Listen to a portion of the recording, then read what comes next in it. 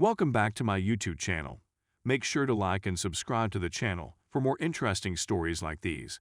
Now, let's get into today's story video. Break my cousin's heart and steal from me. Cool. Let's break and steal your happy life. All of you have a wonderful day and a good night. Recently, this came to an end, and a buddy advised that I put it here as a last farewell to those who have followed me. So when I found out about my cousin's relationship with this man, it had been going on for quite some time. Everyone despised him since he only showed up when he was in desperate need of anything or when he wanted to have with another person. From now on, we'll refer to him as John. My cousin and my uncle would have regular fights and would break up and then reunite as the years went by. I didn't say anything to him because, well, what was the purpose of saying anything to begin with?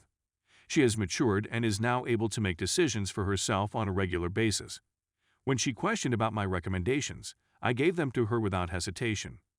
So, following the divorce of her and her husband, she and I decide to move in together.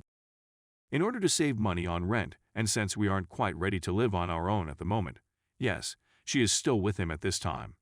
As a result, they leave me alone at home while they go out to lunch, which I am perfectly okay with at this time in my life. My wait time is filled with cleaning the home and playing Catherine on my PlayStation 3. She ultimately calls me in tears to tell me that this bag has asked her to be his side chick since he is already married. It gets late and they haven't returned. I see that she is depressed and is searching for someone to comfort her, so I invite her to accompany me home, where we will spend the rest of the night doing anything she wants to cheer herself up, if she so desires. This is effective for a brief length of time. Then he returned and begged with her to forgive him, which she did grudgingly after much deliberation. So they've reunited, but this time they're not fighting as much as they were before. It is my preference to stay out of the conversation when the subject of the side girl is up since it is not my relationship to be involved in. His visits or overnight stays are becoming more frequent at this point, which is fantastic for her. But I'm seeing that with each visit, more and more of my belongings are vanishing from my house, which is concerning to me. Sometimes it's a cup of tea, other times it's a book, and once it was my gaming console in its entirety. As of this point, I was enraged, since he was the only one who had access to the house other than us. Consequently, when assisting with the cleanup of the yard, what do I happen to see hidden in his trunk? My game console, of course. It's a bit scuffed up, but still functional, and I finally come to the conclusion that enough is enough. However, I am unable to do anything for the time being due to the fact that I lack proof. As a result, my cousin approaches me once again and asks for my assistance. She claims to have observed him texting and lying to his wife about where he was, as well as texting this other female who she believes to be his girlfriend. Those two seem to be completely ignorant of one another.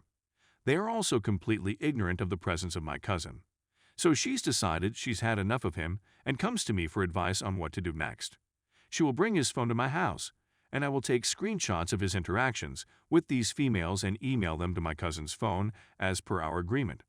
After that, we'd send the screenshots to the two women and settle down to watch the performance together. He's a heavy sleeper, so retrieving the phone and hauling everything out wasn't a problem for him. Having to wait for things to happen and explaining to these women why he was at our home proved to be the most difficult part. The wife was not satisfied with the outcome. Upon hearing this, the other girl scoffed and hung up. When he returned the next day, he discovered that his wife had prepared all of his possessions for him when he returned. He had a wonderful surprise waiting for him when he returned to her the following day. We know she did since he returned and expressed a desire to stay with us while he looked for a place for him and her to live.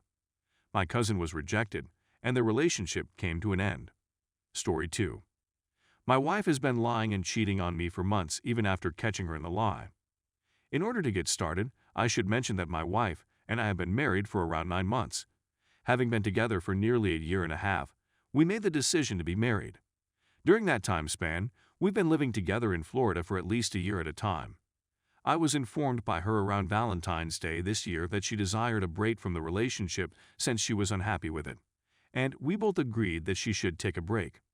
The fact that she was talking to someone wasn't revealed to me until a few days later, when I received a text on her phone from someone she referred to as B.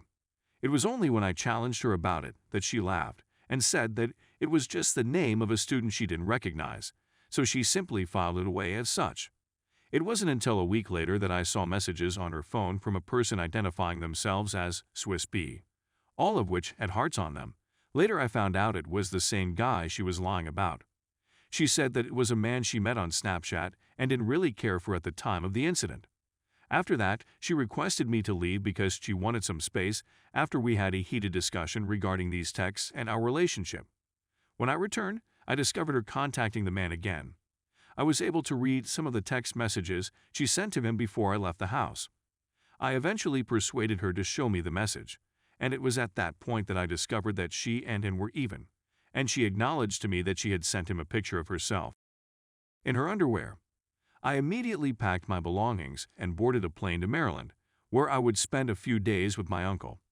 While I was away from home, I was able to communicate with my wife, who emphasized her willingness to fix the matter and work things out with me. When I pressed her more about Swiss B, she just said that she was not interested in him and only desired that I return to her. My knowledge of his plans to see her in Florida came from her correspondence with him, so I questioned as to whether she had met up with him, to which she answered that she had not. I was disappointed to learn that she had not met with him. My inquiry as to whether or not she had ever seen him was answered affirmatively by her, who claimed that she had not. After over 2 months, she was finally able to convince me to return and continue working on the situation. When I returned, she told me that she was through with him, but I saw that she was still acting suspiciously and stealthily, as if she were concealing something from me. She had gone for a jog one day, and when I got at her house, I discovered that she had remained logged onto Facebook. She and a close buddy were having a talk, and I walked in on it. When she said she really liked Swiss B and wanted him to ask her out, she nearly gave herself away. She also said she doesn't feel she loves me anymore and wants to leave me over the course of the chat. As soon as she arrived home, I confronted her about it, and she burst into tears, telling me how she had made a mistake by lying to me.